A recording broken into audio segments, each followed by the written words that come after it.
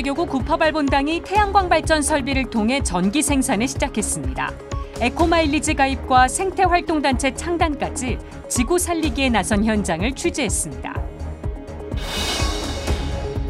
서울시가 내년부터 기후예산제를 시행하겠다고 밝혔지만 정작 예산을 어떻게 평가했는지 공개하지 않아 논란이 일고 있습니다. 서울대교구가 서울시청 앞에서 약자와의 동행에 나서줄 것을 촉구하는 미사를 봉헌했습니다. 서울대교구는 천막농성 중인 노동약자들을 위한 지원금도 전달했습니다.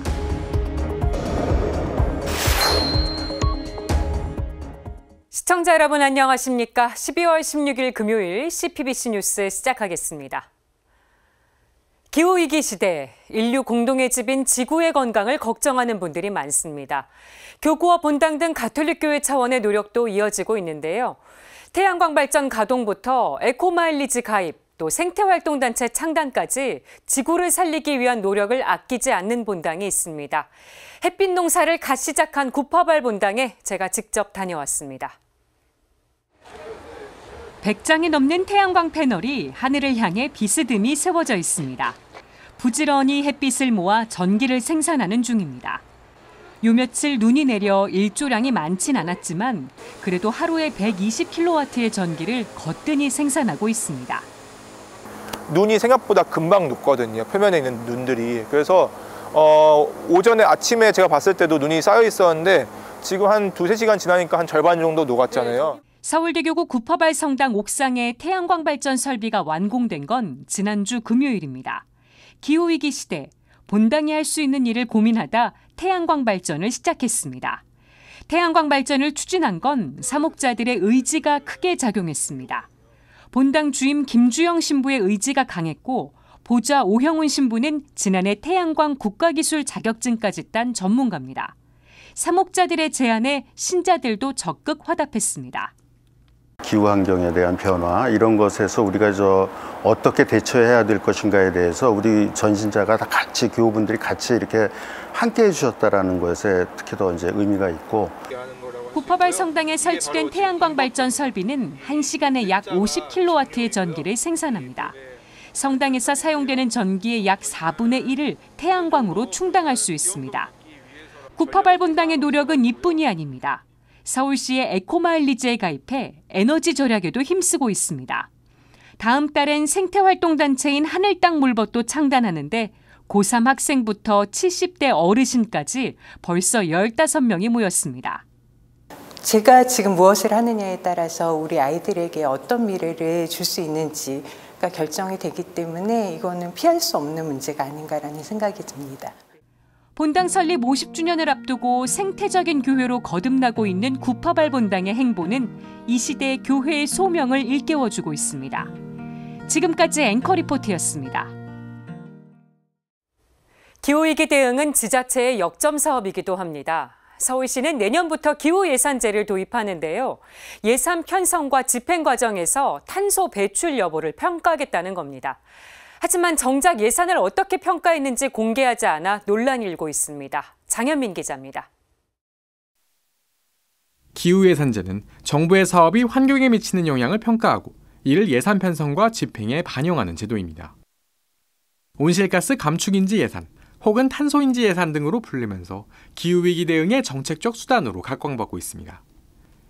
해외에선 OECD 국가인 아일랜드, 프랑스 등을 포함해 전 세계 19개 국가와 지역에서 온실가스 배출량을 평가하는 제도를 운영하고 있습니다.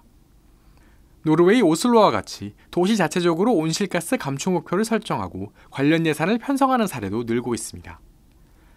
우리나라는 기후위기 대응을 위한 탄소중립, 녹색성장 기본법에서 기후예산제를 탄소중립 실현을 위한 정책적 수단으로 명시하고 정책 시행을 준비해왔습니다. 지자체 가운데에선 경상남도가 최초로 기후예산제를 전면 도입했고 인천과 제주도 역시 기후예산제를 시범적으로 운영하고 있습니다. 서울시는 지난 5월 기후예산제 도입을 공언한 데 이어 조례 개정을 통해 내년 예산부터 기후예산제를 시행하겠다는 의지를 보여왔습니다. 그런데 예산안을 만들어야 할 때가 되자 잡음이 이어지고 있습니다. 내년 시 예산 작업이 마무리 단계에 들어갔지만 기후예산서를 공개하지 않았기 때문입니다. 경상남도의 경우 개괄적인 현황은 물론 세부 평가서까지 공개하고 있지만 서울시는 법적 의무가 없다는 이유로 이를 공개하지 않았습니다. 환경단체들은 즉각 기후예산서를 공개할 것을 촉구했습니다. 김은정 서울기후위기 비상행동 대표는 탄소중립사회로의 이행 과정에 대한 정보 제공은 조례에도 규정된 사항이라며 이는 알 권리 침해라고 지적했습니다.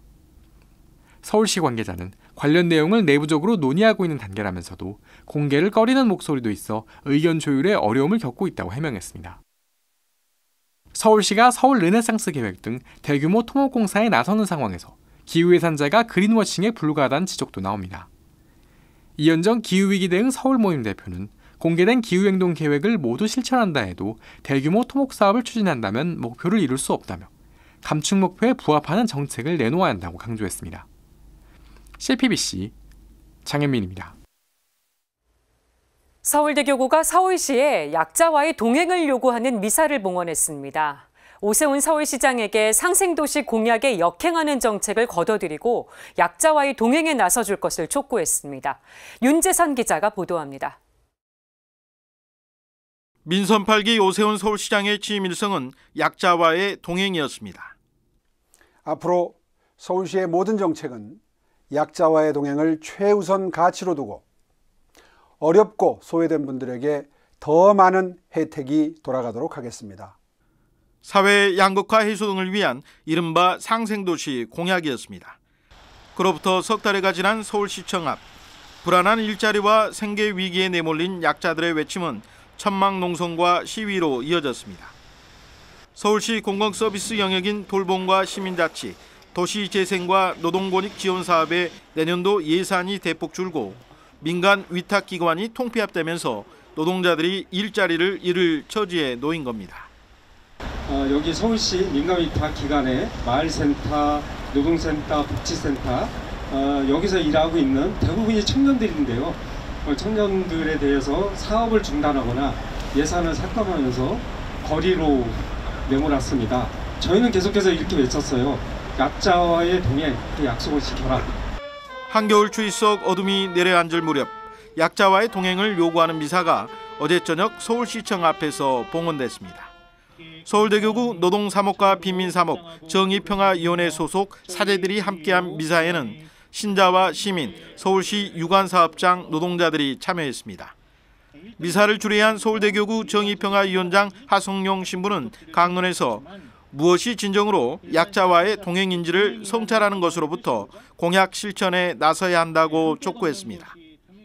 동행은 저는 나란히 걷는 것이라고 정의하고 싶습니다.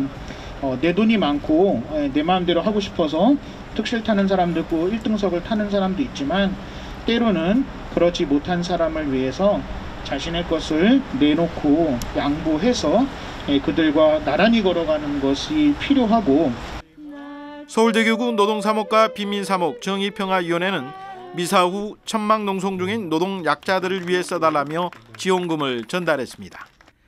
앞서 서울대교구 세계위원회는 지난 8일 거리 행진을 벌인 데 이어 오세훈 서울시장에게 상생도시 공약에 역행하는 정책을 거둬달라는 공동서한을 시청 민원실에 제출했습니다. CPBC 윤재선입니다. 근로복지공단이 전국 37개 직영 어린이집 보육교사들 중에 남다른 사명감과 책임감으로 일한 최고의 보육교사를 꼽았습니다. 제1회 올해 보육교사상 첫 수상자를 스튜디오에 모셨는데요. 창원 어린이집 주영은 선생님이십니다. 안녕하세요. 안녕하세요. 수상을 축하드립니다. 감사합니다. 소감이 어떠신지 들어보고 싶네요. 먼저 이렇게 뜻깊은 상을 받게 돼서 너무 기쁘고요. 현장에서 함께 노력하시는 선생님들 중에서도 굉장히 훌륭하신 선생님들이 많으신데 그런 선생님들에게도 이런 좋은 기회가 있었으면 좋겠습니다. 저를 좀 더 나은 선생님으로 만들어준 아이들과 이 상의 기쁨을 나누고 싶습니다. 보육교사로 17년 9개월 동안 일해오셨다고 들었습니다. 결코 짧지 않은 시간인데요. 동료 교사분들과 부모님들이 열정이 대단하시다고 칭찬하셨거든요. 열심히 일해오신 원동력 어떤 걸 꼽으시겠습니까? 모든 교사들과 마찬가지로 아이들이 흥미를 갖는 것이나 좋아하는 것에 대해서 관찰하고 그것을 통해서 지원을 해주면서 아이들이 배움을 얻을 수 있도록 그렇게 노력하고 있습니다.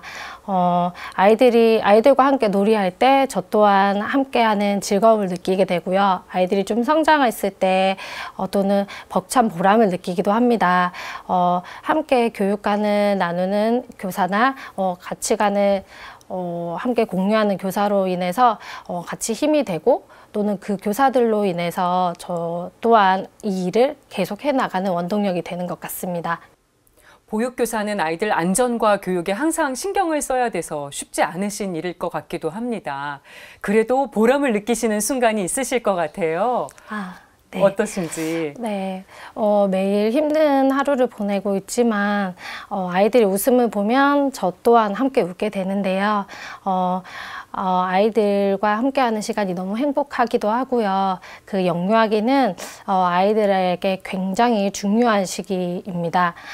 미래의 사회에서 살아가야 할 아이들을 위해서 영향력을 미치는 일을 한다는 것 자체가 굉장히 중요하다고 생각하고요. 네. 사명감을 가지고 아이들을 사랑하는 마음으로 아이들을 지원하는 이 보육교사는 정말 메리트 있는 직업이 아닐까 생각됩니다. 지금 우리나라 출산율이 매우 낮습니다. 어린이집에 근무하고 계셔서 상황을 더 절감하지 않으실까 싶은데 어떠세요? 저출산으로 인해서 주변 민간 어린이집은 문을 닫고 있기도 하고요. 저희 어린이집도 원화 모집에 어려움을 겪고 있습니다. 올해 처음으로 통합반이 운영되기도 하였고요. 네. 내년부터는 학급의 수가 조금 줄 것으로 예상하고 있습니다. 그 정도군요. 네. 베테랑 보육교사신데요. 제도적이나 정책적으로 좀 바뀌거나 개선됐으면 좋겠다 하는 부분이 있으실까요? 네. 영유아 교육과 보육의 질을 높이기 위해서는 아동대 교사의 비율을 적정한 기준을 정하는 것이 필요하다고 생각합니다. 아동대 교사의 비율에 따라서 그 교사와 아동이 상호작용하는 횟수나 질이 무척 달라질 것이기 때문입니다. 네, 알겠습니다. 지금까지 올해 보육교사상 첫 수상자이신 창원 어린이집 주영은 선생님 만나봤습니다. 수상 다시 한번 축하드리고요. 말씀 고맙습니다. 네, 감사합니다. 주교회의 민족화의 주교 특별위원장이자 의정부교구장인 이기헌 주교가 오늘 제18회 DMZ 평화상 시상식에서 교류 평화상을 받았습니다. 이 주교는 김진태 강원도지사로부터 상패와 상금 500만 원을 받았습니다. 이 주교는 수상 소감에서 평화를 위해 무엇보다 필요한 건 연대라며 더 열심히 기도하고 최선을 다하겠다고 밝혔습니다. 이 주교의 수상을 진심으로 축하드립니다. 또 남북관계에 엉킨 실타래가 연대의 힘으로 풀리길 기도합니다. 이상으로 뉴스를 마칩니다. 시청해주신 여러분 고맙습니다.